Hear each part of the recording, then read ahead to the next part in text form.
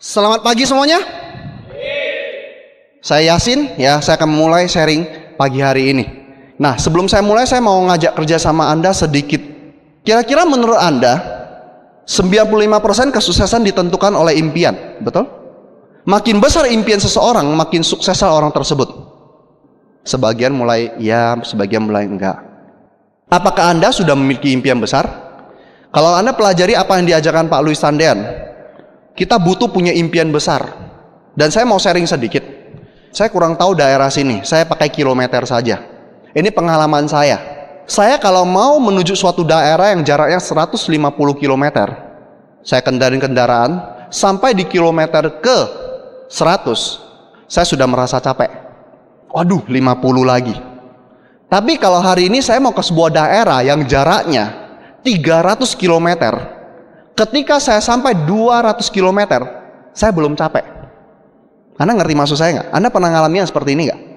Contohnya, Anda mau terbang ke Jakarta, kan sekali terbang, betul nggak?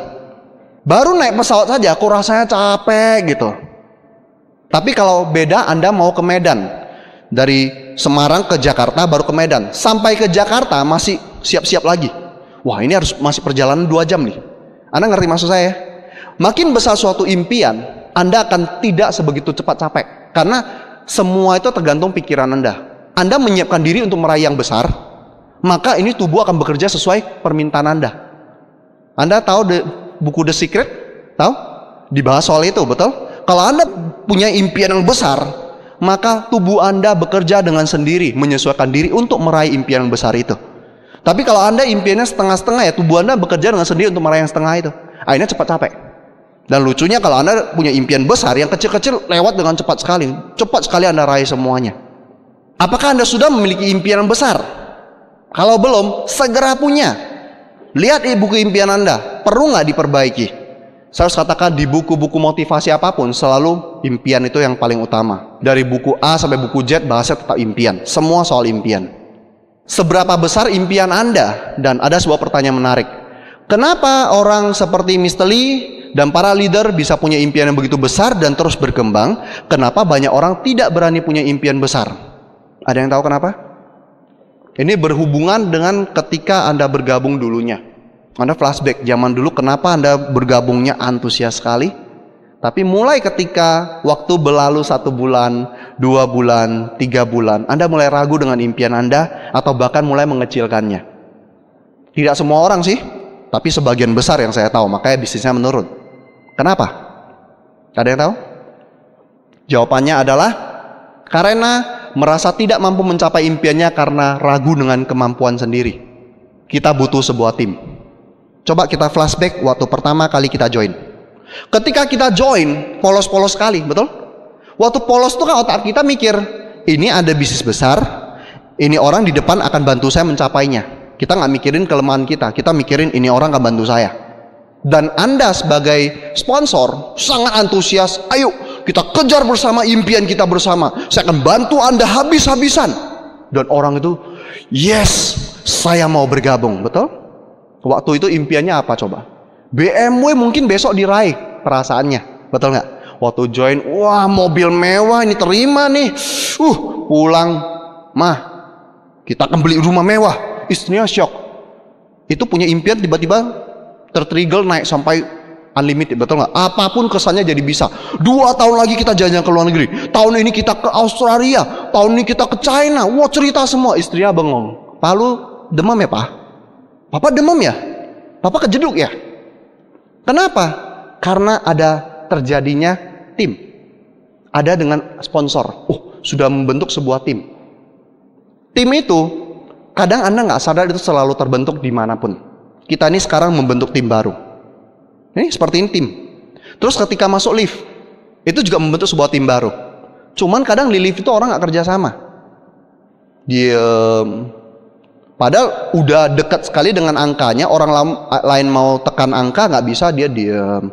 Kalau saya masuk lift selalu saya tanya, mau lantai berapa? Ya kalau dia sapa, lanjutin nggak prospecting. Harapan saya makin tinggi makin bagus tempat dia mau naik. Ya kadang di lift mau lantai berapa? Dia dari basement mau lantai 4. Saya harusnya lantai 1, nggak jadi, saya ikut ke lantai 4. Saya nggak ngomong sih, maksudnya saya lanjutin ngobrol gitu. Itu kesempatan. Mengenai dapat tidak dapat, ya tergantung cocok atau tidak waktunya, fleksibel. Kita butuh sebuah tim. Ya, saya ingin tanya ke Anda, kira-kira Pak Luis kan punya impian besar, betul nggak? Mr. Lee punya impian besar nggak? Oh punya, nggak usah dilawan. Saya ingin tanya ke Anda, kira-kira kalau kita hilangkan semua timnya, masih bisa nggak mereka mencapai impian mereka? Masih bisa? Masih, betul, masih bisa. Caranya? Betul, membentuk tim baru.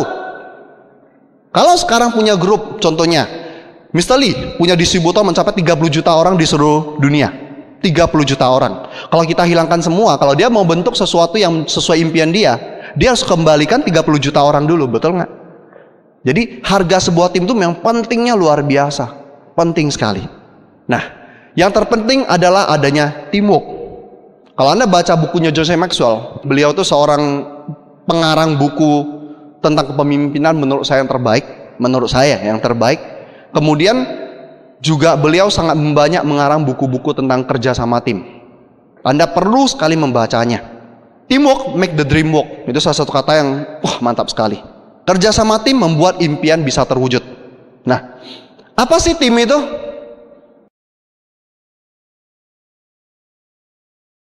Ternyata tim itu ada singkatannya. Tim itu singkatannya adalah Together Everyone Achieve More. Maksudnya apa? Dengan bersama kita bisa mencapai atau mendapatkan lebih. Itulah tim. Kalau ada tim, kita bisa mendapat apa yang lebih daripada yang bisa kita capai sebelumnya. Bahkan ada yang mengatakan tim itu singkatan dari Together Everyone Achieve Miracle. Dengan punya tim, setiap orang akan mendapatkan keajaiban. Ya, saya rasakan sendiri. Ketika saya terima reward mobil mewah saya ambil BMW, saya bingung, saya mikir, kalau saya tidak bisnis Tiansi, kalau saya kerja, ini mobil kapan bisa ada? Nggak kebayang. Buat saya, mobil mewah itu keajaiban di keluarga saya. Serius. Waktu sampai itu saya masih bingung-bingung, menunggu dia sampai aja berdebar-debar. Kayak mau nembak cewek. Tahu yang nembak cewek kan? Tahu ya? Nah, kayak itu perasaannya, nggak bisa tidur, serius. Hal-hal yang bisa diberikan tim kepada kita apa saja? Yang pertama, tim menjadikan kita lebih baik daripada yang sesungguhnya. Kemudian tim memungkinkan kita mengerjakan apa yang paling pandai kita kerjakan. Kemudian tim memungkinkan kita menolong sesama mengerahkan kemampuan terbaik mereka. Anda ngalamin nggak ketika, ini ceritanya, Anda pasti ada yang ngalamin. Downline kita maju, pertama kali home meeting bawa materi, pertama kali jelasin sampai keringat dingin, dan mungkin apa yang dibahas oleh downline kita ini termasuk kita juga nggak ngerti, apalagi prospek. Tapi begitu dia turun, Pak, Anda luar biasa, saya percaya Anda mengulang berapa kali lagi Anda akan menjadi pembicara yang dahsyat. Oh ya Pak, oke, saya akan lakukan. Dia akan belajar lebih kuat lagi. Padahal tadi yang dibahas kita yang sebagai upline juga nggak ngerti. Tapi dengan kita dorong seperti itu, makin baik nggak kira-kira dianya? Makin baik. Dan saya lihat sebagian dari Anda pun juga lahir dari sana, betul nggak? Lahir dari sana karena dorongan upline Anda. Wah, luar biasa. Padahal mungkin ya saya juga nggak ngerti lu ngomong apa gitu loh. Betul nggak? Ya. Kemudian tim memberi kita waktu lebih banyak. Itu otomatis. Kayak pertemuan ini diadakan. Ada yang ngurus sound, ada yang ngurus tempat duduk, ada yang urus jemput guest speaker dan lain sebagainya, ada yang ngurus masa. Coba satu orang ngurusin semua, acara jadinya kapan? Nggak jadi, betul nggak? Dia harus prospek, dia harus jemput GS. Pas jemput GS, si prospek butuh produk. Aduh, gimana? Repot. Jadi bagi kerjasama itu akan menghemat waktu banyak sekali. Oke. Kemudian tim memberi kita kebersamaan. Dan yang paling penting adalah tim menjadikan semua anggota tim pemenang. Sebuah sepak bola terjadi kemenangan 1-0. Kiper yang di tim yang menang merasa gimana? Loncat-loncat semangat. Anda lihat gak? Penyerang cetak gol, das. Kipernya yes di ujung sana. Kadang kalau kita mikir secara logika kan dia gila, betul nggak? Emang dia yang cetak. tapi karena ada kebersamaan sebuah tim terkontak semuanya. Itulah yang namanya sebuah tim. Ketika ya sebuah tim menang, seluruh tim juga menang.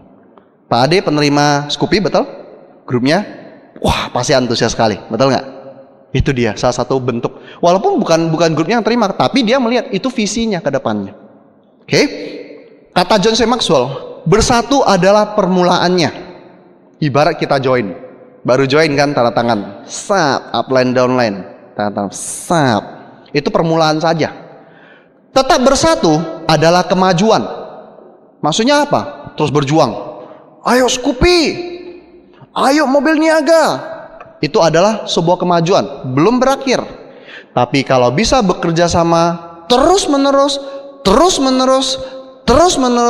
itulah adalah sukses. Jadi hari ini saya walaupun sudah bronze lion, saya tetap kerjasama dengan upline saya di Jakarta, Pak Andrian, Silver Lion. Ya, kita tetap bekerja sama, kita sama-sama untuk berjuang bersama. Nanti sekitar tanggal 15 April Pak Andrian masih turun ke Medan isi Grand OP. Jadi kita tetap kerjasama, itulah sukses sejati. Anda jangan merasa kalau sudah istilah peringkatnya sama dengan upline terus nggak kerjasama lagi. Ya, kalau saya jadi upline Anda, saya bilang terima kasih. Passive income toh dari kaki itu, betul nggak? Tapi bukan seperti itu cara kerja tim. Karena kita saling membutuhkan upline downline. Nah, 8 poin penting untuk terwujudnya teamwork. Apa saja poin-poinnya? Yang pertama, sebuah tim harus punya visi dan misi. Baru bisa makin besar, makin berkembang. Nah, kita bisa lihat sendiri. Visi dan misi Tianxi. Visi dan misi One Vision. Kenapa kita mau berada di Tianxi? Membentuk sebuah tim. Kenapa? Karena kita lihat visi Tianxi begitu besar. Misi Tianxi begitu besar, luar biasa. Mr. Lee ngomong tahun 2000 berapa? 2008 ya. Kita akan punya pabrik yang besar. Saya akan buat rumah sakit yang bisa mendeteksi penyakit 3-5 tahun ke depan. Wah. Yang nggak percaya tersisihkan. Yang percaya menikmati hari ini. Itulah sebuah tim. Oke? One Vision. Anda beruntung berada di One Vision. Kita semua beruntung berada di One Vision. Kenapa? Visi One Vision apa? Misi One Vision apa? Salah satunya adalah kan kantong Anda, betul nggak? Tebelin kantong Anda. Setiap income terbesar yang bisa diberikan Tianxi, kalau Anda jalankan dengan sistem One Vision, Anda bisa raih semuanya. Begitu ngomong Scoopy, One Vision langsung tembak crown. Yang crown sudah pasti Scoopy, betul? Dan bonusnya pasti lebih besar daripada yang dapat Scoopy tapi tidak crown. Yang crown sudah pasti bonusnya akan lebih besar dan menuju kepada mobil niaga atau mobil keluarga daripada yang Scoopy tapi tidak crown. Itu gak jelas mobil niaganya, serius, gak jelas. Jadi kalau Anda crown dan terima Scoopy, mobil niaga sudah pasti di tangan Anda asal Anda terus perjuangkan. Dan di sini satu orang sedang ditunggu ya. Buktikan. Sudah? Bukan, mobil niaga sudah. Wah, itu yang saya mau Anda buktikan. Iya ya. Nanti Anda sudah terima mobil niaga, jangan lupa ke Medan gantian isi acara ya. Kita teamwork. Oke? Nah, Anda utang saya ya. Pak Charles juga utang saya, belum ke Medan isi VS. Ya. Punya visi dan misi. Terus One Vision, visinya mau mendunia. Seluruh dunia pakai One Vision sehingga kalau kita sampai ke Jerman ada OP-nya One Vision.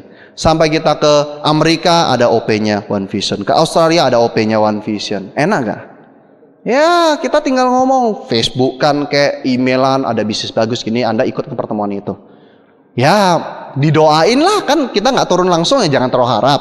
Tapi didoain lah di Indonesia, semoga yang satu ini jadi. Tapi terus action lagi di lapangan, yang itu semoga jadi, terus emailan kontak. Gimana sudah ikut belum OP-nya? Wah yang gini, ya itu enak sekali. Itu kenapa kita berada di satu tim, yaitu Tianxi dan One Vision. Karena alasannya visinya dan misinya jelas sekali dan besar sekali. Saya percaya kalau Anda sudah melihat visi buat Anda sendiri, melihat aduh Tianxi, One Vision, enggak leh, kayaknya susah deh.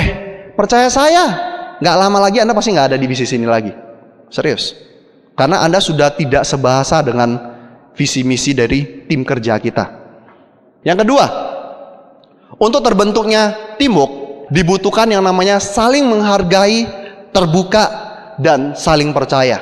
Saya salut dengan One Vision, terus terang saya katakan ke Anda, saya salut dengan Goodline forum kita yang luar biasa sekali. Kepikir sama mereka membentuk tim yang kuat dengan cara-cara yang sudah terbukti. Saya cuma merangkum apa yang sudah ada saja. Salut banget, serius. Kenapa? Bagaimana bisa saling tercipta, menghargai, terbuka, dan saling percaya? Ternyata sudah dituangkan di dalam 3 prinsip dasar kita. Pertama, bagaimana biar saling bisa menghargai dan respect itu ada di edifikasi. Anda nggak bisa edifikasi seseorang tapi Anda nggak menghargainya atau respect. Tidak bisa. Itu akan jadi bumerang. Dan hari ini saya ingin kembali lagi mengulang karena menurut saya 3 prinsip dasar itulah tulang punggung yang paling utama di bisnis ini. Kalau sampai itu bermasalah, Anda mau presentasi sejuta kali pun bisnis Anda akan hancur juga.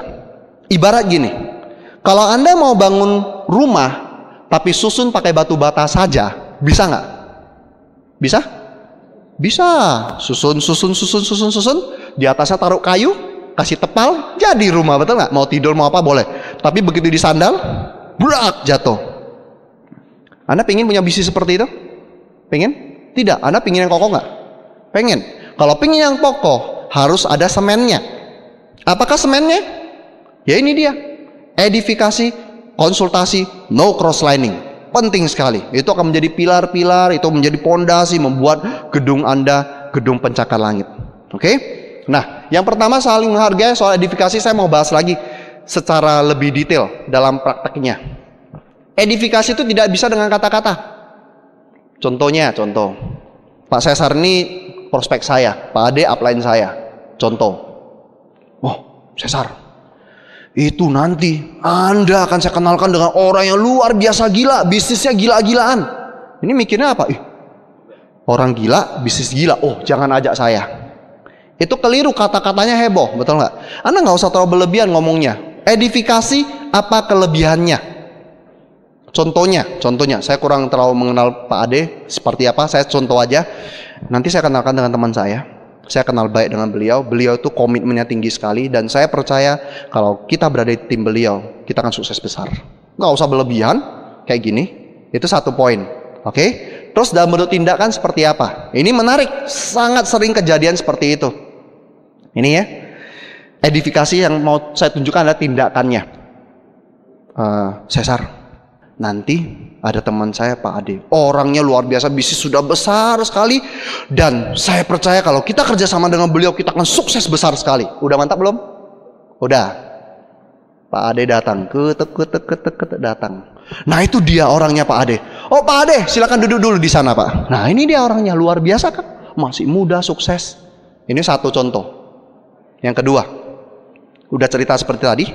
Nanti akan jumpain Anda dengan rekan saya yang luar biasa, ya Pak Ade.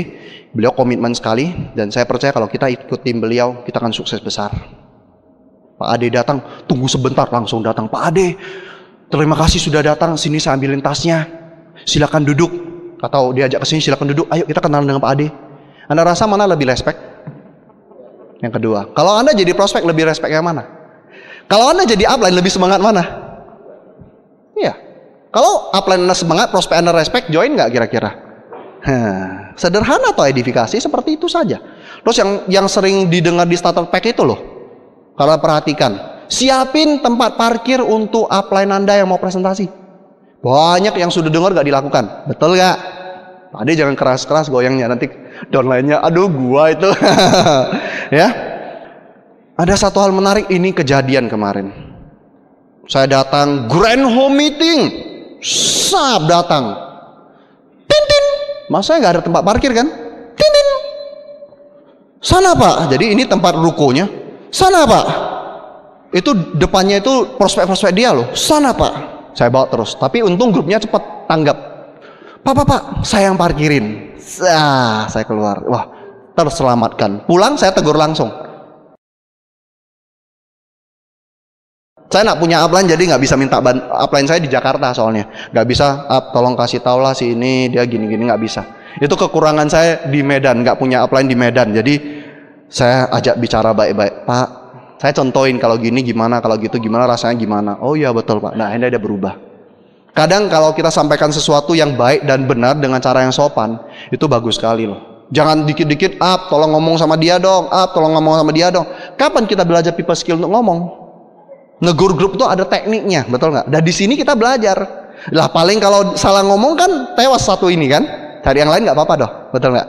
Saya mengalami seperti itu dulu di bisnis ini di Medan. Saya upline saya di Jakarta. Makanya harus maju sendiri. Dan justru itu menempa saya lebih dewasa di bisnis ini. Jadi yang tadi soal edifikasi cukup jelas ya. Jangan cuma ngomong tapi tindakan nyata. Ambilin tas. Nah ini soal ambilin tas ada lucu juga. Kerjasama harus terjadi. Begitu datang ambilin tas. Nah upline kalau pengen kasih ambil ya kasih ambil aja. Ada yang lucu. Upline-nya nggak enakan. Oh nggak usah. Saya ambil. Oh nggak usah saya ambil. Jadi prospek lihat. Itu apaan sih gitu. Enggak ya. Fleksibel di lapangan ya. Contohnya kalau downline datang, Pak saya ambilin tasnya. Kalau upline merasa oh tidak perlu, downline juga ngerti, ya Pak silakan duduk gitu loh. Tapi kalau pengen dikasih, contohnya akan ada grup yang ngotot, saya ambilin tidak apa-apa Pak, saya ambilin. Ya udah terima kasih ya. Enak nggak kira-kira? Mengalir seperti air, enak sekali. Ya itu yang paling asik di bisnis ini. Kerja sama timnya kalau terjadi, wah cepat sekali bisnis kita. Oke, terus siapin gelas khusus untuk upline, terjadi loh itu. Jadi untuk prospek contohnya, untuk prospek aqua cup gitulah ya, atau gelas biasa. Untuk upline gelasnya yang ada pegangannya, terus ada tutupnya. Wah, kan itu akan membuat ibarat gini loh. Kenapa di korporasi atau perusahaan itu ada ruangan khusus manajer, ruangan khusus direktur? Kenapa? Itu nunjukin kuasa. Jadi orang ketika masuk ke dalamnya, itu dia sendiri akan turun secara derajatnya, dia merasa turun sendiri. Ngerti nggak? Kalau masuk ke ruangan seseorang. Terus saya mau bagiin tips juga. Ini kalau ketemu prospek. Ini berguna untuk edifikasi diri juga sebenarnya. Karena itu yang banyak saya lakukan di lapangan. Kalau Anda datang ketemu, mungkin Anda sedikit telat datangnya. Dan prospek duluan sampai. Jangan sampai Anda duduk semeja dengan dia langsung. Kenapa? Karena dia duluan sudah kuasai tempatnya. Solusi terbaik, Pak, sini mungkin kurang terang, atau terlalu panas, atau terlalu dingin, terserah Anda. Kita pindah ke sebelah sana yuk. Begitu dia pindah tempat, dia sudah netral kembali, nggak berkuasa lagi. Itu tips khusus. Bagaimana biar Anda jangan kalah power daripada prospek Anda. Jangan sampai prospek Anda udah duduk duluan, udah istilahnya bersemayan dengan enak sekali, gitu. Posisi sudah pas sekali, Anda masuk, ya Anda itu orang yang lagi mau datang kayak istilahnya minta-minta gitu. Tapi kalau Anda ajak ke tempat baru jadi netral. Makanya datangnya lebih awal, ya. Jual Anda yang berkuasa gitu. Oke?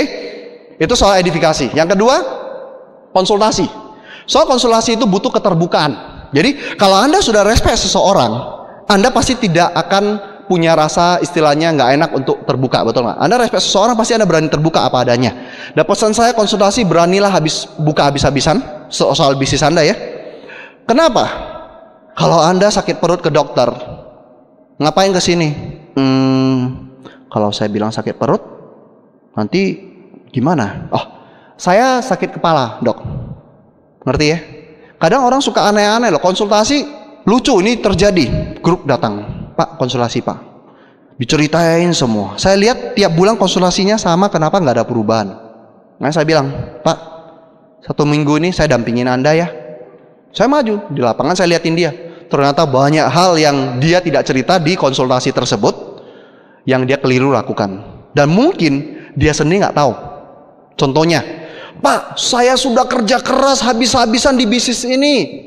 Saya sudah tinggalin bahkan gak masuk les. Contohnya, saya bahkan kadang diminta lembur, gak lembur. Saya sudah habiskan, kenapa gak ada hasil? Kalau kita secara awam menangkapnya apa? Saya memang lihat dia kerja keras kok. Selalu nampak muka dia di tempat-tempat prospek gitu loh. Tapi kenapa gak ada hasil? Setiap orang punya standar sendiri soal kerja keras. Ada orang yang presentasi 8 kali per bulan sudah merasa kerja keras. Sisa waktunya ngaku prospecting, tapi keliling toko buku, keliling bank, ya antrian doang, tapi nggak prospecting. Kemudian di toko buku, cuma di toko buku jalan-jalan, tapi nggak prospecting. Tapi dia merasa sudah kerja loh, lucu nggak? Terus yang paling parah lagi, merasa sudah kerja keras ketika baca buku. Banyak seperti itu, pelarian. Cuma pelarian doang, istilahnya saya sudah habis-habisan. Ini buku sudah baca, ini buku sudah baca, ini buku sudah baca, ini buku sudah baca. Saya sudah habis-habisan, waktunya paling banyak habisin baca buku. Itu problem juga. Jadi, terbukalah ke upline Anda, apa yang Anda lakukan harian. Harian. Kenapa belum ada hasil ya? Apa adanya. Emang upline Anda akan duduk, parah gini kamu, wah pantas kamu nggak sukses, wah nggak mungkin kamu, mungkin nggak upline kayak gitu, nggak mungkin. Upline akan diplomasi. Oh gitu ya, tenang, segala sesuatu bisa diperbaiki asalkan mau, betul nggak? Itu kan upline pasti seperti itu, karena itu bisnis dia sendiri, betul nggak? Itulah, jadi konsultasi ngomong apa adanya saja. Punya masalah keuangan, saya punya hutang segini, orang tua saya punya hutang segini, saya stres, saya harus selesain. Jangan gara-gara keluarga punya hutang terus stres berat menghilang tiba-tiba. Yang rugi Anda. Ada masalah apa, mencerita ke upline. Anggap upline itu teman baik Anda, teman terbaik Anda, saudara Anda. Anggap seperti itu. Karena yang betul-betul peduli masa depan Anda, upline Anda. Itu penting sekali. Ingat, konsultasi harus terbuka seluruhnya. Ya, dan upline juga harus sebagai orang yang belajar people skill, harusnya Anda juga berkembang. Andanya berkembang, Andanya harus bantu grup menyelesaikan masalah grup. Oke, jangan cuman grup ngomong gini, Anda kasih solusi terus selesai. Kadang solusi itu nggak ada di kertas tapi harus di lapangan. Ketika dampingi ngerasa sendiri. Oh ya ternyata dia kurangnya di sini. Oh ya ternyata dia kurangnya di sana. Oke. Yang terakhir ya dari 3 tadi adalah saling percaya antara upline, downline, khususnya diri sendiri. Itulah no crosslining. Kalau Anda percaya pada upline Anda 100%, percaya pada downline Anda 100%, dan percaya pada diri Anda 100%, masih diskusi nggak sama crossline? Enggak. Biasanya orang kenapa crosslining? Karena nggak percaya pada upline-nya. Kadang nggak percaya pada downline-nya. Dan yang masalah terbesar nggak percaya pada dirinya. Orang yang bisa nggak percaya pada upline-nya, ya sebenarnya kadang masalahnya muncul dari diri.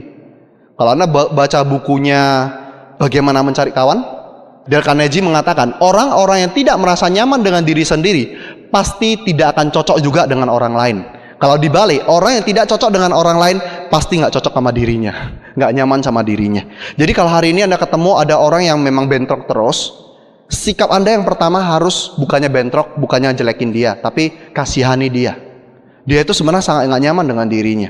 Kalau ada downline stresan, orangnya stres berat lah, sering bentrokan, kasihani dulu. Kenapa? Dia sebenarnya punya masalah pada diri. Karena nggak percaya pada diri, karena nggak nyaman pada diri, akhirnya sering bentrok upline, bentrok downline. Cari crossline pun nggak lama kemudian bentrok lagi. Sering seperti itu, jelekin crossline, jelekin upline, jelekin downline. Sebenarnya yang dia jelekin itu dirinya. Ada sebuah kisah yang menarik sekali ya. Suatu hari ada seorang murid Zen tahu ya Zen, ajaran Buddhis di Jepang, Zen ya. Ada seorang murid Zen bertemu gurunya, belajar bertapa. Dia bergaya bertapa seperti ini, bersilah. Dia lihat ke gurunya, guru, kalau guru lihat saya dengan sikap seperti ini, saya seperti apa? Gurunya melihat, Anda seperti Sang Buddha, maksudnya manusia suci gitu loh. Wah, sempurna duduknya. Hahaha katanya. Kalau saya lihat guru tuh duduk kayak gini seperti tai katanya. Gurunya cuma senyum. Dan dia pulang dengan senang sekali. Dia cerita ke kakaknya. Kak, tahu nggak? Saya duduk bersila dan saya tanya guru bilang duduk saya sudah seperti Sang Buddha. Tapi gaya duduk guru itu saya lihat kayak tumpukan tai, dia bilang. Kebetulan kakaknya itu seorang yang sangat cerdas dan kakaknya langsung mengatakan, Dik, kamu keliru. Orang menilai seseorang bukan menilai dari luar seperti ini, tapi dengan hatinya menilai. Hati gurumu hati Buddha, hatimu hati tai katanya. Anda ngerti ya? Jadi kalau Anda hari ini mulai menilai seseorang negatif, stop dulu. Ini dari mana muncul perasaan ini ya? Nah, jangan-jangan sayanya yang bermasalah. Jadi kalau Anda bisa betul-betul percaya pada diri Anda, walaupun Anda punya kelemahan, berdamailah dengan diri, akui kelemahannya, baru bisa Anda perbaiki. Selama Anda belum menerima akan kelemahan itu adalah Anda punya, Anda tidak akan pernah merubah kelemahan itu. Sampai Anda mengakui, ya saya punya kelemahan itu dan saya akan perbaiki. Ada saya akan perbaiki ya, jangan ngaku terus nggak perbaiki ya. Susah juga. Kemudian, yang ketiga, menyadari kita adalah satu tim dan kita butuh tim. Merupakan langkah besar dalam perkembangan Anda ketika Anda menyadari bahwa orang lain dapat membantu Anda bekerja lebih baik ketimbang Anda sendiri. Dari Andrew Carnegie, salah satu orang terkaya zaman dulu. Dan bukunya sampai sekarang masih terus berkembang dan dipakai oleh motivator manapun, kutipan-kutipan katanya. Ini bagus sekali. Anda sadari bahwasanya tidak semua hal bisa Anda lakukan. Anda bukan Superman, Anda bukan dewa, Anda bukan malaikat yang segalanya bisa Anda lakukan. Akan ada hal yang dilakukan orang lain lebih baik dari kita. Dan ini saya ya, kalau saya pribadi, saya lebih senang disebut nomor 2 di bisnis ini. Nomor 1 siapa? Upline saya. Nomor 1 siapa? Tiansi. Nomor 1 siapa? One Vision. Nomor 1 siapa? Downline gua. Lu nomor 2. Kenapa? Lah kalau semua nomor 1 kan gua tidur di rumah. Kalau tidur di rumah kan tenang-tenang, betul nggak? Lah kalau gua nomor 1 kan kerja keras terus. Punya sikap nomor 2. Tapi ya tetap saya ingatkan, Anda nomor 2, downline Anda ikut semua, betul nggak? Merasa diri nomor 2 dan selalu mau belajar, selalu melakukan edifikasi yang baik, selalu melakukan konsultasi yang baik, akhirnya bisnis Anda berkembang dengan pesat sekali. Berikutnya, adanya kerjasama. Ada pertanyaan menarik yang saya ingin tanya ke Anda, minta kerjasama Anda juga. Apa arti kerjasama menurut Anda? Definisi dari kerjasama menurut Anda. Bu Sarah, ada nggak masukan? Kira-kira kerjasama menurut Bu Sarah itu apa? Iya, apa kerjasama itu? Kalau menurut saya kerjasama itu saling menghargai, saling mensupport, saling memberikan ide satu dengan yang lain. Oke, aplausnya dulu. Ya. 1, ya. Pak Satar, bisa kasih ide? Kerjasama itu setiap orang bekerja sesuai dengan kapasitasnya masing-masing. Betul. Dalam satu tim bekerja sama itu artinya mengelola semua yang terbaik, tapi dalam satu tim. Nah, saya punya arti kerjasama yang sederhana, semoga cocok buat Anda.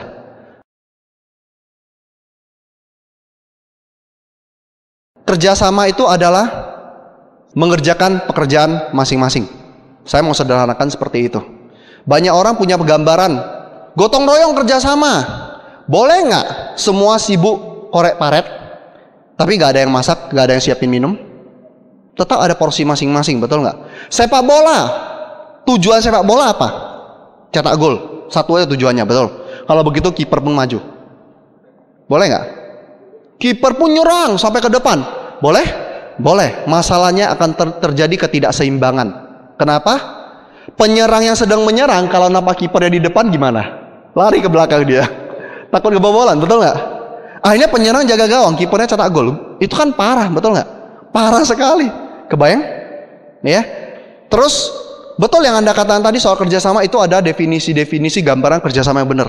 Nah, saya sederhanakan adalah kerjasama itu adalah mengerjakan pekerjaan masing-masing, baru bisa terbentuk kerjasama. Nah, saya akan pecah satu persatu apa sih kerjasama kita di bisnis ini.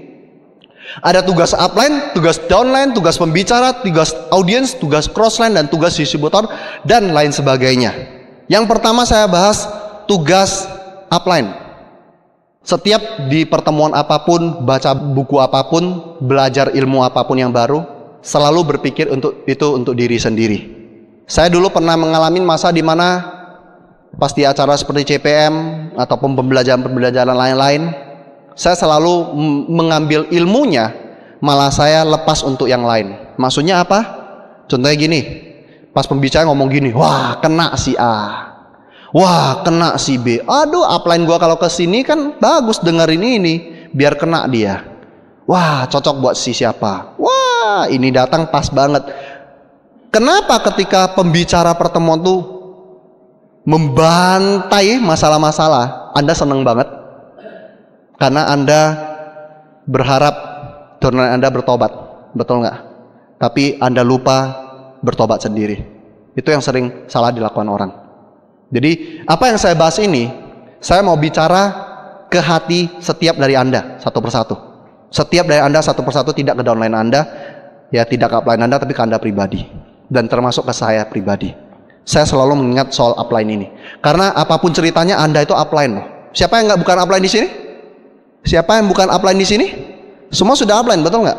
Jadi nggak usah bahas upline Anda. Anda sendiri sudah upline. Saya sampai catat. Kenapa? Karena ini yang setiap hari saya lihat. Saya manusia, saya juga bisa kilaf. Dan ini tujuannya saya catat biar saya tetap mengingatkan diri saya. Apa yang harus saya lakukan benar-benar sebagai seorang upline. Yang pertama, upline itu harus punya visi dan misi yang jelas. Tanpa sebuah tujuan yang jelas, ibarat kapal yang terombang-ambing nggak tahu mau kemana. Utara, selatan, semua nggak tahu mau kemana. Ya, kapal Anda akan kehilangan energi untuk bergerak. Orang mau dayung aja males.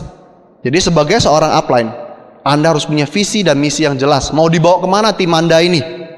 Oke, kejar Scoopy. Oke, boleh kejar Scoopy. Setelah kejar Scoopy, ajak tim Anda penerima Scoopy juga. Anda mobil. Itu tahap-tahapnya. Anda bisa konsultasi ke upline Anda langsung nantinya setelah selesai acara. Bagaimana biar menggerakkan arah grup kita ke tujuan yang betul-betul besar. Itu penting sekali. Tanpa tujuan yang jelas itu susah. Pak Ade tadi kerja di bank ya. Perusahaan Anda punya visi misi? Kalau nggak ada gimana? Besok kerja mau apa tahu nggak? Terus kalau nggak ada visi misi terus sampai ke kantor kan tidur-tidur kan? Dan semua orang juga tidur-tidur. Tapi begitu punya visi misi mereka bekerja keras untuk mencapainya. Dan sebuah tim dengan punya visi misi kerjanya akan gila-gilaan. Anda boleh lihat deh nanti tim-tim yang kemarin-kemarin, dan saya percaya Pak Ade saat ini terima Scoopy, saya percaya beberapa bulan lalu terimanya yang baru ya, baru ini. Yang tahap pertama, ya, yang tahap pertama sebelum terima grupnya pasti timuknya beda, terasa nggak? Gila-gilaan kerjanya gila, omset bisa meledak gila-gilaan seperti itu. Saya di Medan juga ada salah satu grup juga seperti itu. Kalau ngejar Scoopy itu gila banget, omsetnya meledak kencang sekali. Dan nggak tahu kenapa, masalah semua dibuang. Fokusnya adalah tujuannya. Masalah kecil, udah pergi. Malas urus lah. Fokus sekali. Ada sakit aja maju. Lagi sakit maju juga. Perhatian full, semuanya jadi bagus sekali. Tapi ketika visi dan misinya kabur, ada beberapa orang yang sudah terima Scoopy, terima reward ya, akhirnya adem ayem, grupnya juga adem ayem, udah hilang visi dan misinya, bahaya sekali. Kemudian menjadi contoh atau teladan, apa saja sih? Salah satunya adalah kemauan untuk bertumbuh, mau berkembang, mau berubah, selalu up to date, selalu punya informasi terbaru, selalu mau belajar. Ya, saya punya buku, kalau disusun lebih tinggi dari saya 2 kali lipat. Saya punya buku lemari segini, nggak muat, sudah 2 lemari lebih. Memang ada beberapa yang belum dibaca, tapi saya betul-betul sangat istilah lapar akan buku, lapar sekali. Saya pantang lihat kalau ada orang-orang besar itu bikin buku baru, saya nggak punya, saya pantang itu. Dan setiap bulan tuh kadang saya menghabiskan hampir setengah juta untuk buku. Dan hasilnya apa? Apa kehidupan hari ini saya dapat? Itu hasil dari pembelajaran saya di sana. Anda harus isi terus apa yang ada di luar sana. Anda kalah informasi dari orang lain, udah lewat. Serius. Kita di luar akan ketemu sesama Tiansi. Jangan jelek-jelekin, tapi tunjukin siapa yang punya informasi lebih banyak. Pasti orang tersebut akan ikut. Kebayang nggak Anda follow orang? Ilmunya itu terus, besok datang itu terus. Tapi yang satu datang cerita ini, berikut datang lagi ilmunya sudah makin baik lagi. Pendekatannya makin baik, informasinya makin baru. Kira-kira kalau Anda mau join ke siapa? Pasti yang terbaru itu, betul nggak? Nah kalau sudah seperti itu, ayo dong kita sama-sama mengembangkan diri lebih baik lagi.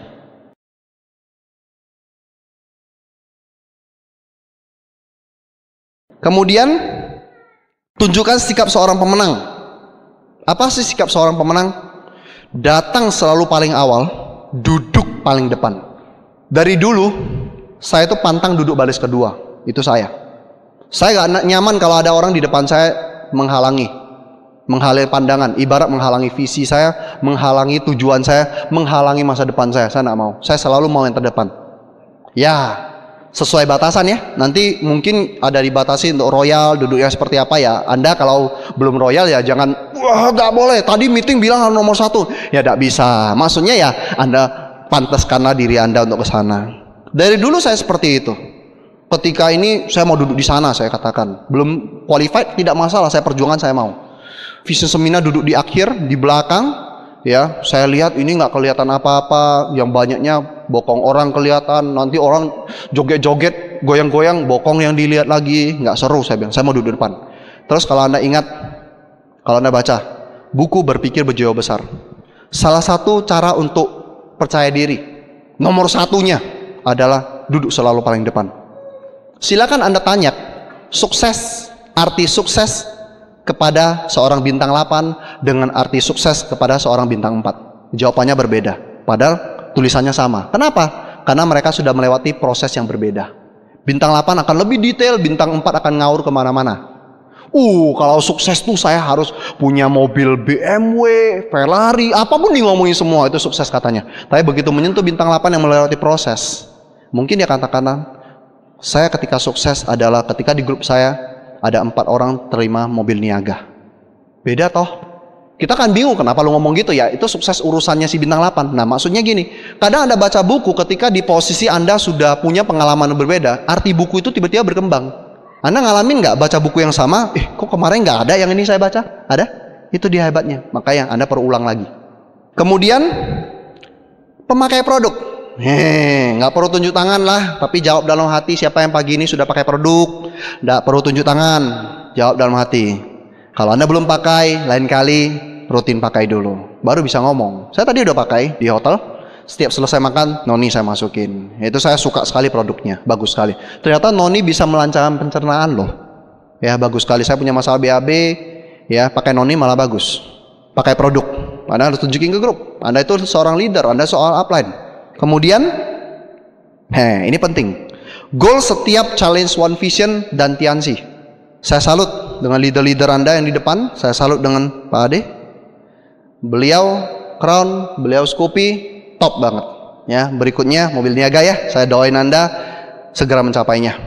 Saya salut. Dengan mencapainya, Anda Royal Weekend nantinya. Anda ikut gak? Itu penting. Anda kalau gak ikut, kapan bisnis aset Anda akan besar? Kapan tim Anda bisa goal kalau Anda gak pernah tunjukin?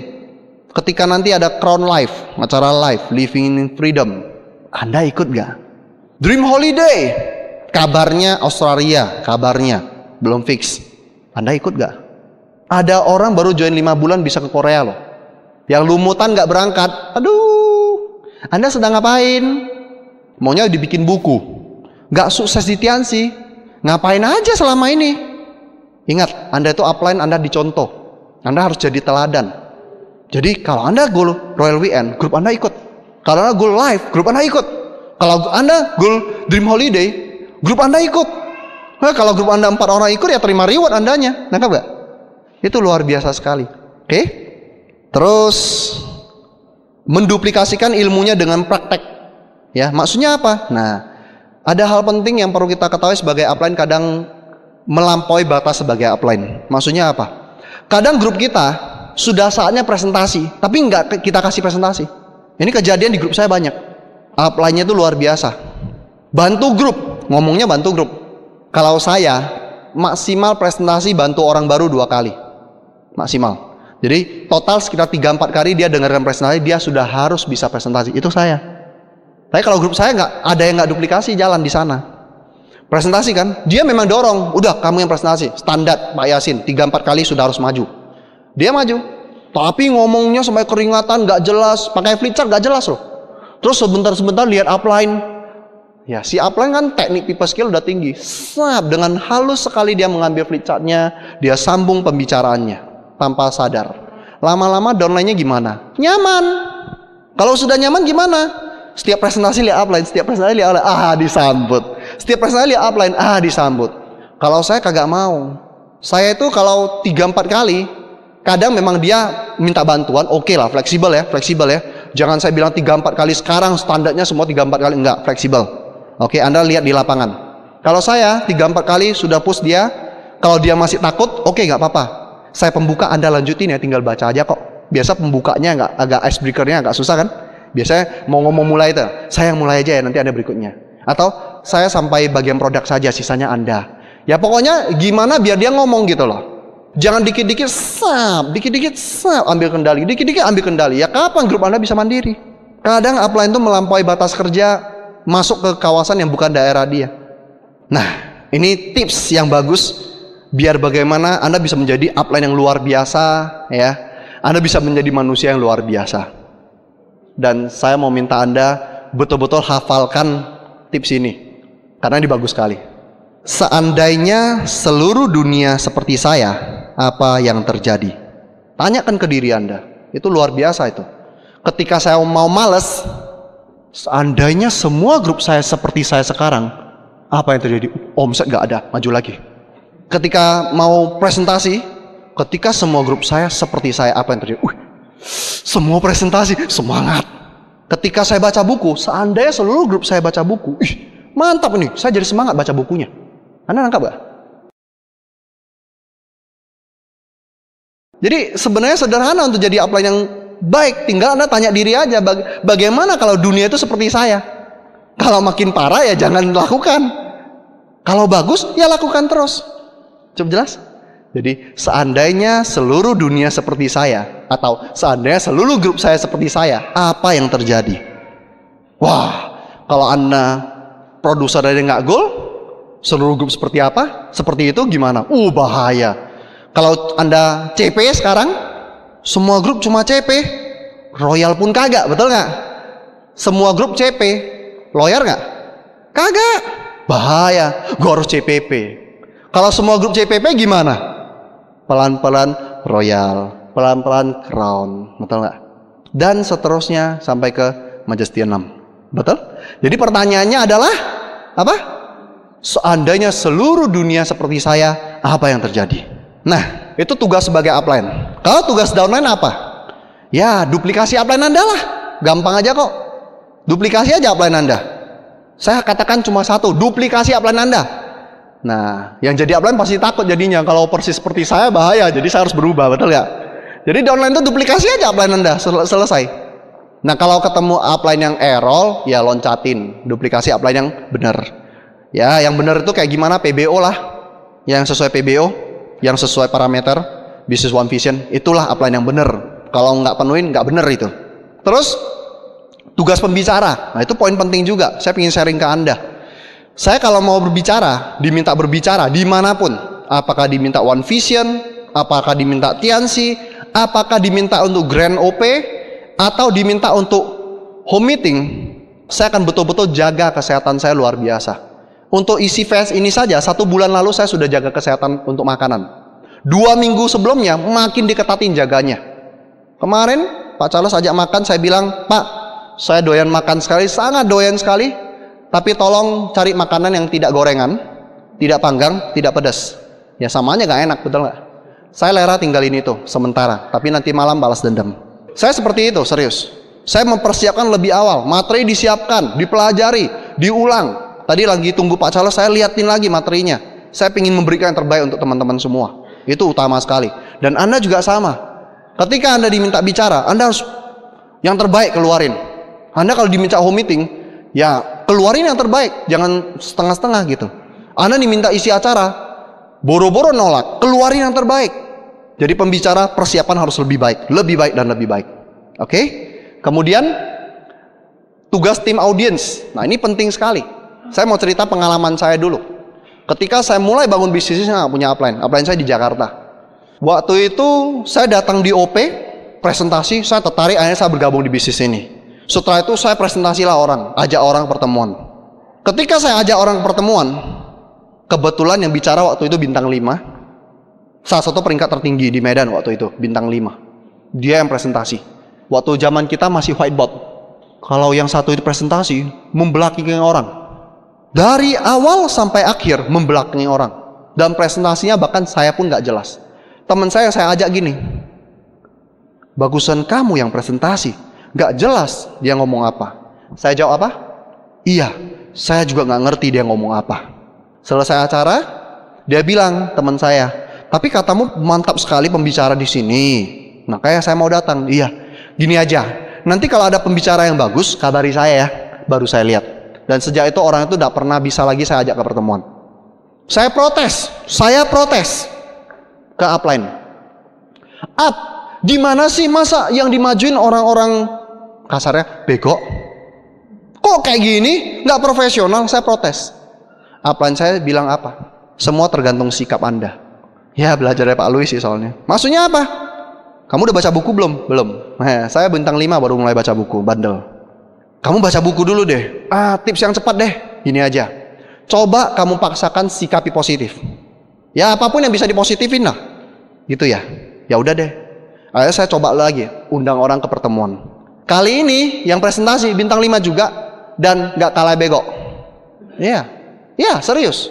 Presentasi belepotan dan kali ini lantainya keringatan. Netes sampai. Bukan ngiler ya, netes. Keringatnya netes. Wah, luar biasa. Si prospek gua, Sin, aduh kayak gini, mending lu aja yang ngomong deh, lu lebih jelas. Ini mah, aduh, ampun deh, anak kecil pun bisa, katanya gitu.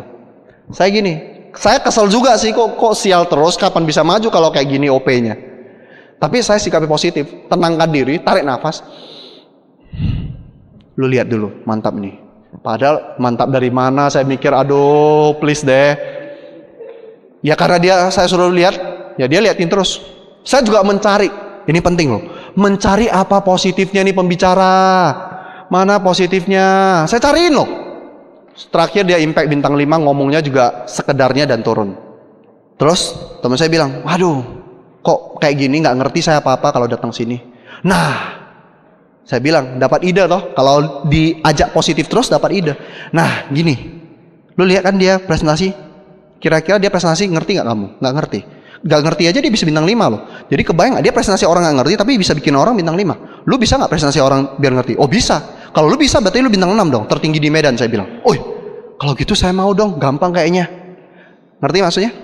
Jadi semua tergantung bagaimana Anda mengemudikan kapal ini. Anda kemudikan negatif, hancur semuanya. Anda kemudikan positif, positif semua. Jadi sebenarnya kalau di OP itu pembicaranya bego, bagus. Kepintaran mana gak bagus. Kenapa? Orang duduk. Wah, saya terpesona. Luar biasa, saya join deh. Setelah join, presentasi pertama kali gemetaran. Saya gak cocok bisnis ini. Pembicaranya bagus, saya gak bisa sebagus dia. Mending gak bego-bego aja majuin ya. Ke depan majuin yang bego-bego ya. Nanti saya di depan juga bego-begoin aja lah. Ternyata kalau yang nggak bagus justru dijualin malah bagus. Coba teman-teman, ayo. Kalau yang impact, perkenalkan, nama saya Yasin, latar belakang saya karyawan. Biasa nggak? Biasa. Perkenalkan, nama saya Yasin, pedagang kaki 5.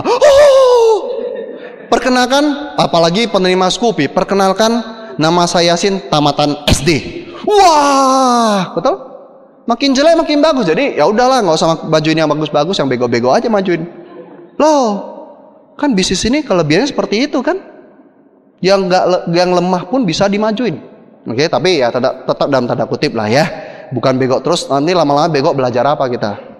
Jadi tugas tim audiens itu penting sekali, termasuk di vision seminar nanti. Saya pernah ngelihat sendiri di 2 grand OP. Yang satu masanya mencapai sekitar 500, yang satu mencapai 300. Tapi yang di 300 hasilnya lebih bagus karena tim playernya kuat. Contohnya, ketika logiknya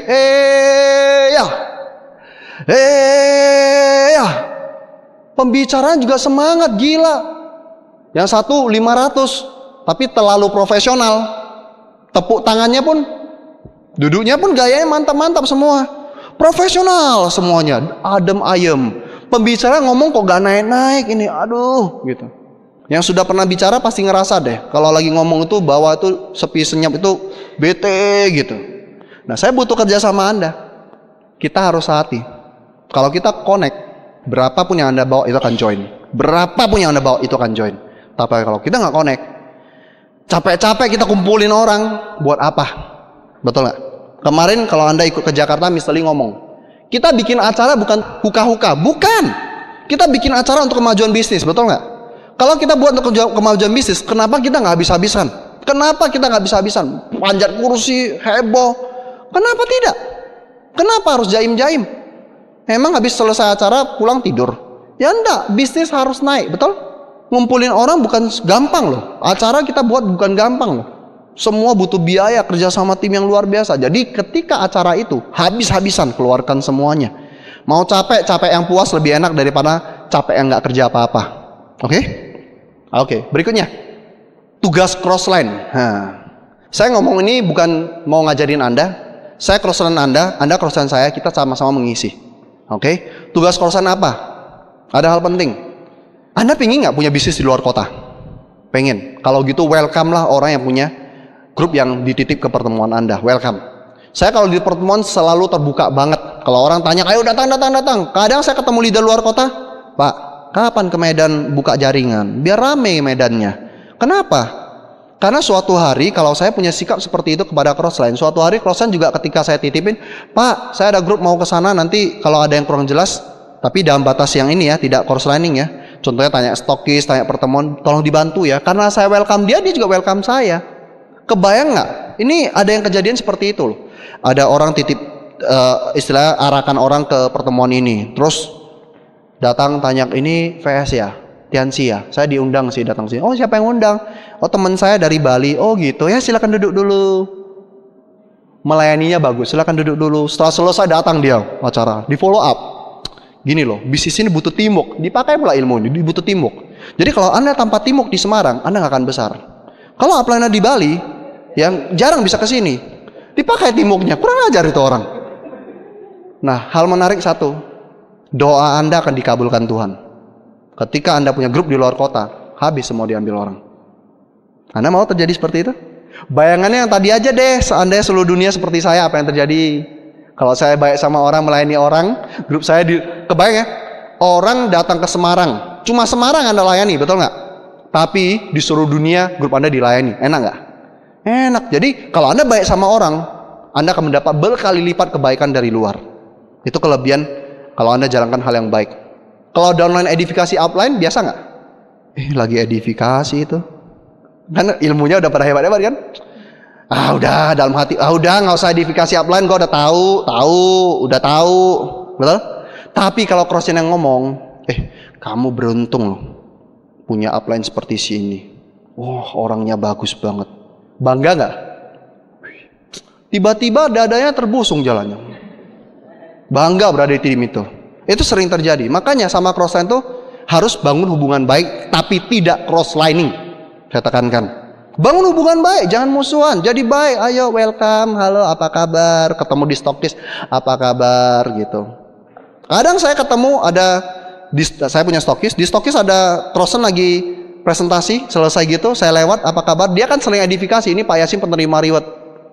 Nah, saya akan bilang, wah Pak, Anda beruntung sekali ketemu dengan beliau, ya. Anda kan sangat besar sekali kalau Anda ikut beliau, saya lihat komitmennya luar biasa. Saya edifikasi dia gitu loh, walaupun dia crossline kepada calon downline dia. Akhirnya si crossline ini seneng nggak dibantu saya gini? Seneng. Dia ngomong sama grup saya, gila Pak Yasin tuh luar biasa. Anda beruntung banget punya upline kayak gini. Wah, saya iri deh sama kamu. Downline saya gimana? Ngerti nggak? Itu tipsnya loh. Terus satu lagi, ini saya seneng. Yang saya lakukan dulu di bisnis ini. Tadi saya lihat di sini bagus sekali ya dilakukan Bu Sarah, Pak Satar, Bu Yeni, ya bagus sekali. Ya tadi beberapa leader juga ada ketemu. Saya dulu di Medan gak ada yang edifikasi karena nggak punya upline, betul nggak? Saya manfaatkan setiap peluang yang ada. Salah satunya apa? Ketika pembicara CPM datang, saya masih bintang 6, sudah ada yang bintang 8. Saya masih bintang 6 loh, tapi sudah ada yang bintang 8. Biar bagaimana saya dikenal, saya tarik pembicaranya. Halo Pak, saya Yasin, grupnya Pak Andrian. Terus saya storyin grup semua ke sana. Salamin dulu. Jadi grup semua datang. Halo Pak, saya X, grupnya Pak Yasin. Datang lagi. Saya Y, grupnya Pak Yasin. Saya Z, grupnya Pak Yasin. Jadi nama Yasin itu kan dikenal dia kan. Ketika bicara, ya, Anda luar biasa punya leader yang luar biasa di depan ini, ada Pak X, Bu Y, dan Pak Yasin. Yang lain bintang 8, gue bintang 6 disebut. Lo ngerti nggak tips itu? Ilmu lo. Makanya kalau ada pembicara datang, salamin itu. Ajak grup Anda salamin. Kasih tahu grup siapa. Biar dikenal. Biar di ngomongin di depan. Dan direspek. Itu tips saya dulunya. Mungkin bisa dipakai. Jadi nggak punya upline, crossline lah saya manfaatin ya. Berikutnya, tugas distributor. Apa sih tugas distributor? Tugas distributor apa? Distributor kata dasarnya apa? Distribusi. Tugas distributor mendistribusikan barang yang ada. Jangan banyak komplain. Teh kosong. Emang siapa yang mau teh kosong? Saya tanya Anda, Mr. Lee mau nggak teh kosong? Nggak mau. Pak Luis mau nggak T kosong? Leader Anda mau nggak T kosong? Kantor cabang mau nggak T kosong? Jadi siapa yang mau T kosong? Nggak ada kan? Buat apa Anda komplain? Jualah yang ada. T kosong, ini asam urat lagi mau butuh. Ya udah, kasih Grab. Kan naik omset. Kenapa tidak? Mana tahu dia makan Grab cocok dari T jadi Grab. Betul nggak?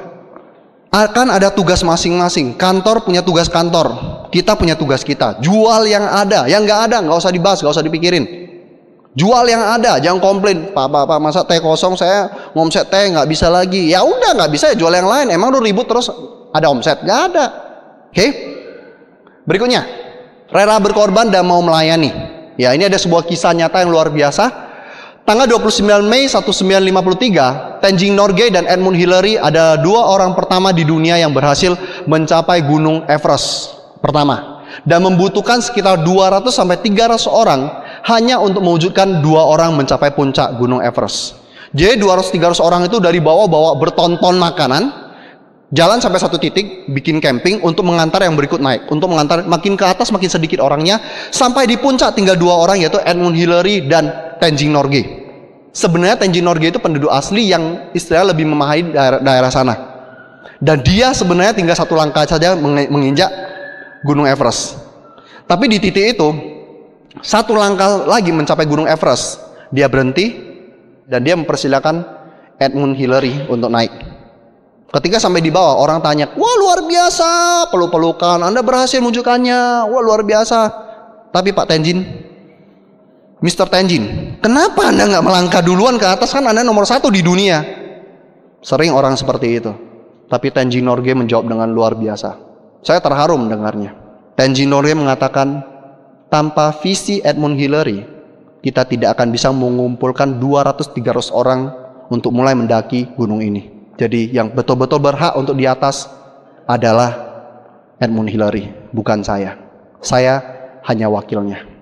Dan sejak kerjasama yang luar biasa, rela berkorban mau melayani itu, sejak itu, sekarang sudah banyak orang menaklukkan Gunung Everest. Banyak sekali. Sama seperti di bisnis ini. Jangan sampai Anda dan upline downline itu terus ibaratnya lomba siapa lebih hebat istilahnya. Bukan hebat ya, nahan-nahan. Kejar Australia, downline-nya nahan net P. Kamu kalau suruh net P kan kamu yang berangkat. Emang dia berangkat, setelahnya kamu, ngerti nggak? Kalau dia nggak berangkat, kamu juga nggak berangkat. Kejar Scoopy. Kamu nih suruh saya kejar kan kamu yang dapat. Iya, setelah dia dapat kamu yang dapat juga gitu loh. Itulah sebuah tim. Kalau dia nggak dapat, kamu nggak dapat. Kenapa? Nggak semangat. Iri terus, tetangga kenapa dapat? Kenapa gua nggak dapat? Oh ya, upline gua nggak dapat. Tutup botol. Jadi upline Anda kalau nggak dapat, Anda juga nggak dapat. Kenapa? Tutup botol. Bayangkan si Edmund Hillary dan Tenzing Norgay itu berantem gara-gara mau yang jadi pertama injak di atas. Ternyata 200 orang mengantar mereka ke atas dan mereka mati di ketinggian 1 meter di atas ketinggian tertinggi. Kan lucu, gagal berantem siapa yang nomor 1. Tapi dengan persilakan kan toh injak juga kok di atas, betul nggak? Nomor 2 emang kenapa? Yang penting sampai, betul? Anda mungkin bukan penerima Scoopy pertama. Yang kedua emang kenapa? Yang ketiga emang kenapa? Yang penting terima, peduli amat, betul? Oke. Berikutnya, yang keenam, suka akan tantangan. Hanya tim yang kehilangan visi yang menjauhi tantangan. Jadi ketika ada challenge baru, lemes-lemes, ya udah ini orang kehilangan visi. Harus diperhatikan. Kenapa? Cari tahu. Sebagai upline Anda harus peka. Nanti akan saya bahas juga. Kemudian yang ketujuh, Anda harus memahami karakteristik dari tim Anda. Setiap manusia itu berbeda. Anda harus pahami itu. Tidak ada manusia yang sama. Tolong cari siapa yang sidik jarinya sama. Kalau sama, mungkin sifatnya sama. Nggak ada. Semua sidik jari beda. Anda bisa banyak belajar soal memahami karakteristik dari sebuah tim di Mencari Kawan dan Pengaruhi Orang Lain. Bisa juga di Personality Plus. Dan ada satu buku yang saya rekomen boleh Anda baca, cukup menarik, yaitu Sales Dog. Saya akan bahas sedikit soal Sales Dog, tentang belajar dari anjing. Nah, kenapa harus anjing? Ya ternyata anjing ada beberapa hal yang bisa Anda pelajari, bisa kita pelajari bersama. Yang pertama, anjing adalah salah satu makhluk hidup di dunia ini yang tidak perlu bekerja untuk dapat makan. Dari buku Bagaimana Mencari Kawan dan Pengaruhi Orang Lain. Ada baca? Dia tinggal datang, udah dapat makan. Kerja anjing apa di rumah? Jaga rumah? Kagak kok. Main-main doang, tidur main, betul? Kue ekor tuannya datang, betul? Dapat makan. Oke, satu. Yang kedua Anda harus belajar dari anjing adalah ini. Anjing itu gigih. 5.000 tahun sudah kejar kucing. Pernah dapat gak? Pernah gak Anda lihat anjing dapat kucing? Gak pernah. Walaupun sudah dapat, lepas lagi lari ke pohon, hehehe. Betul? Anjing sudah kejar kucing 5.000 tahun dan belum pernah berhasil, sampai hari ini pun masih dikejar. Anda baru ditolak prospek 5 orang sudah berhenti. Anda perlu berguru kepada sang anjing.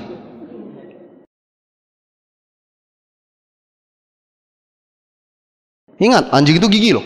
Jadi mulai besok kalau ditolak, ingat, anjing aja 5.000 tahun ditolak dan tetap maju terus. Oke? Kemudian anjing tidak mendendam. Ya, saya di rumah piara anjing, kadang bandel, gua pukul, terus 1 jam kemudian ajak main lagi. Ya Anda diusir prospek, besok datang lagi. Serius loh.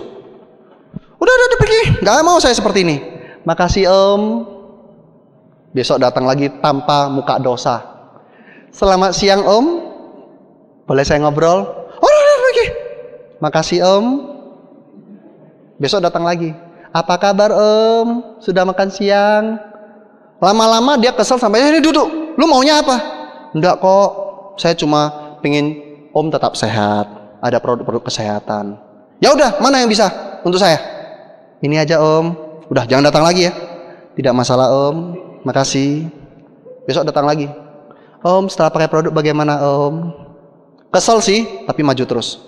Itu yang luar biasa. Jadi Anda perlu belajar dari sang anjing. Jangan mendendam, maju terus. Nah, anjing itu selalu ceria. Nggak ada anjing yang sedih-sedih. Ketemu tuannya loncat-loncat. Nggak pernah anjing lagi patah hati ketemu tuannya terus diam, nggak makan. Ceria terus. Kenapa kita harus belajar ceria terus? Terus terang loh. Kita jalankan bisnis ini, kalau mukanya masam, stres, orang nggak berani. Tuh, si siapa? Sejak di Tianxi mukanya stres, nggak mau bergaul lagi, mukanya cemberut terus. Jangan. Tapi kalau Anda walaupun stres, senyum-senyum terus, orang kan bingung kenapa lo? Luar biasa hidup sejak di Tianxi, gue makin enak, hidup saya ceria terus. Orang kan mikir, gue stres di kerjaan, kenapa lo makin enak?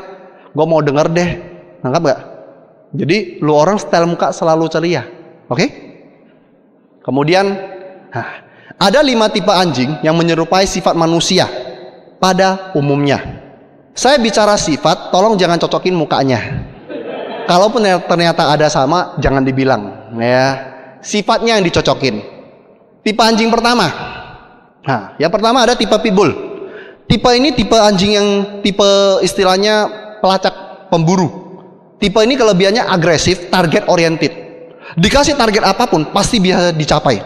Gila-gilaan, itu kelebihannya. Mau diajak fight kemanapun sampai ke pelosok kedalaman, dia akan perjuangkan. Tapi kelemahannya satu. Anda pernah lihat film Tom and Jerry? Ada? Ada kan kayak itu ya? Selalu dia kejar kucing, memang dapat kucingnya, tapi tempat yang dia lalui berantakan semua. Anda kenal nggak di grup Anda ada orang seperti itu? Dia kalau kejar target tuh pasti capai, tapi setelahnya downline-nya komplain semua. Ada? Nah, mungkin dia sifatnya mirip seperti pitbull ini, bukan wajahnya ya. Oke, yang berikutnya. Tipe poodle. Poodle ini tipe yang sangat elegan, cerdas, penuh dengan informasi. Segala sesuatu pakai teknologi terbaru. Anda akan lihat tipe-tipe seperti ini selalu suka, baik cowok atau cewek, berdandan yang rapi, pakai iPad, apa semua dipakai, pokoknya serba canggih. Tapi ketika diajak ke lapangan, agak nahan. Anda lihat nggak? Anjing ini kalau diajak ke tempat kotor, dia nggak mau loh. Ada genangan air, dia nggak mau. Nahan-nahan gitu. Kalau yang pitbull tadi, apapun dia sikat, cat jatuh, apa semua dia hancurin. Tapi kalau ini agak kotor, dia gini-gini. Nah, nanti Anda akan jumpai di grup. Ke lapangan kurang gitu. Maksudnya ke lapangan yang jelek-jelek kurang mau, masuk ke pelosok-pelosok kurang mau, enggan sekali. Tapi di mall-mall oke. Terus berdandannya lama, lain sebagainya. Ada? Tipe ini kelebihannya cerdas, kemampuan dia dalam strategi, kemampuan dia dalam memanfaatkan teknologi top banget deh. Nanti kalau bikin slide-slide nomor 1 dia, dibikin bagus banget itu. Semua yang berbau-bau apa dia suka sekali. Ke acara dikit-dikit salon, apa semua kayak gitu. Tapi kelemahan dia actionnya kurang. Memang dia tipe seperti itu. Yang berikutnya tipe golden. Nah, tipe golden ini ya bertolak belakang dengan pitbull. Golden itu keinginan melayaninya tinggi sekali. Ya, anjing ini selalu dibawa untuk berburu bebek. Kenapa? Nah, ada perbedaan dengan pitbull. Kalau pitbull kita tembak bebek, piang, dia lari ke sana ambil nggak balik. Dia nggak balik, kita ke sana. Bebek kita udah ancur-ancur dibuatnya. Main-main hehehe gitu, dia gigit bebeknya.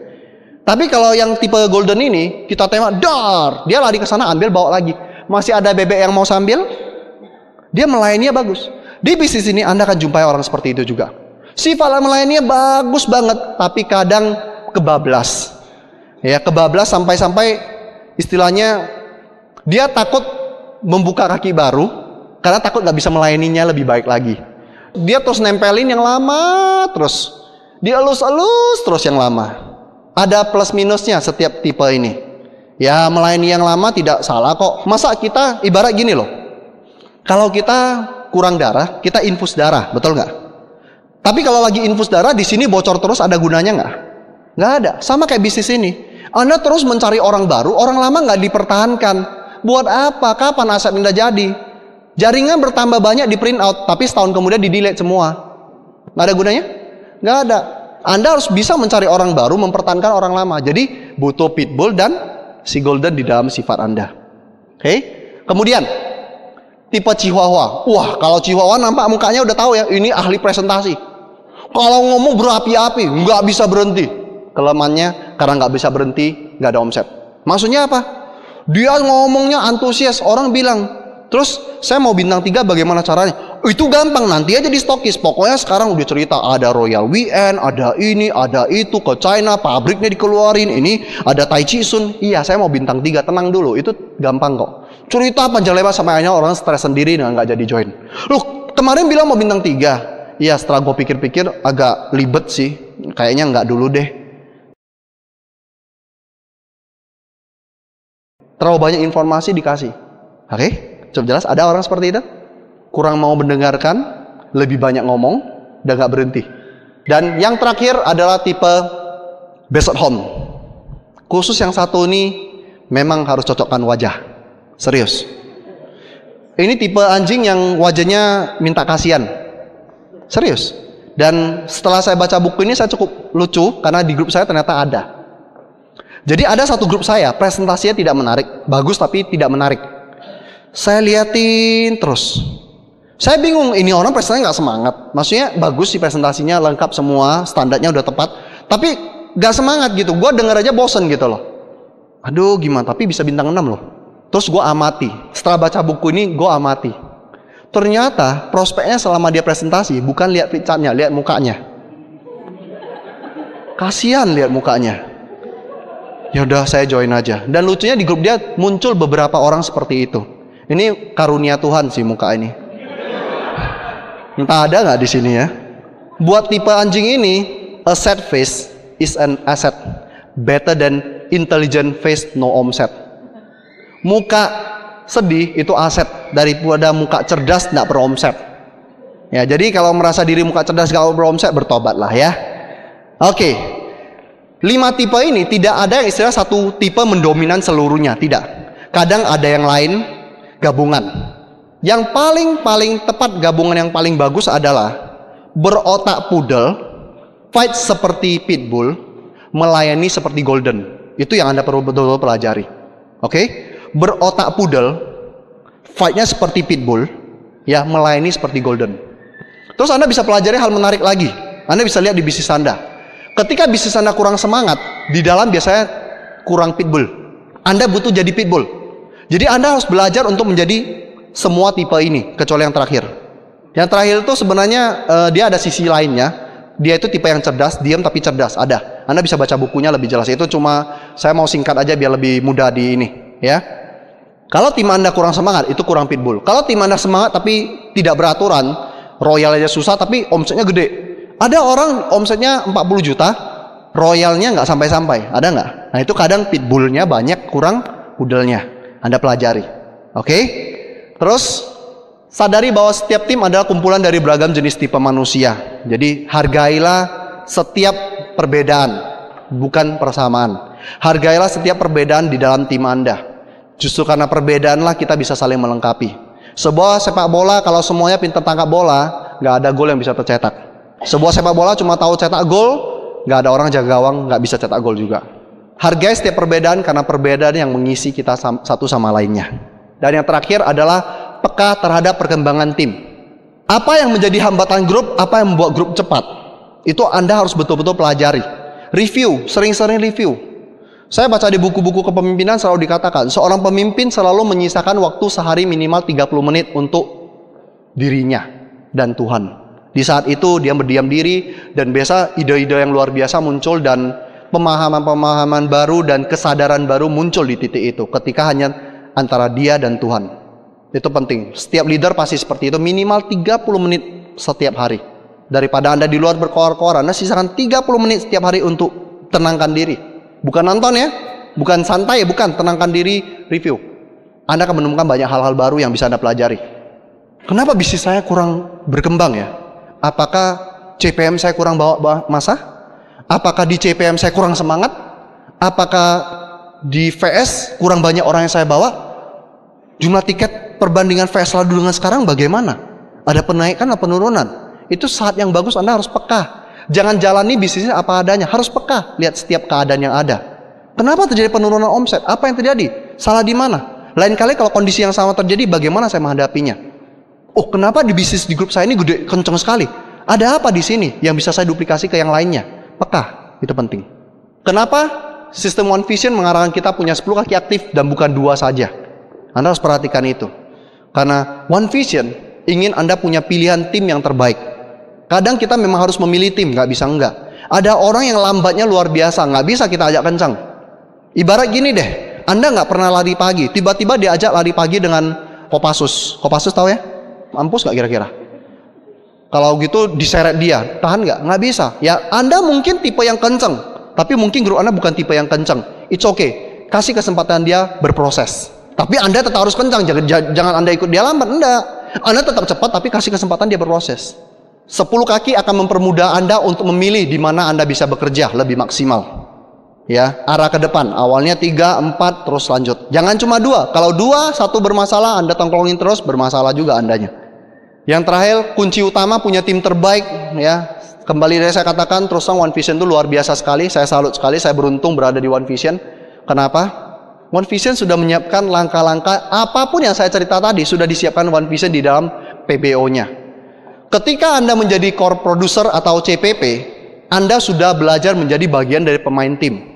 Pakai produk lah, menjadi produser, mensponsori orang dan lain sebagainya. Anda sudah menjadi pemain tim. Ketika Anda menjadi seorang royal, Anda mulai belajar membentuk dan memimpin sebuah tim. Itu luar biasanya One Vision. Dan ketika Anda menjadi crown ke atas, Anda sudah mempunyai tim yang sudah mandiri dan sudah ada leader di dalam tim Anda. Sehingga tim Anda makin besar dan makin besar. Kita ada di One Vision, One Heart, One Future. Kalau kita bersatu, tidak ada yang tidak mungkin bisa kita raih. Semua bisa kita raih. Segalanya bisa kita raih. Dengan bersatu,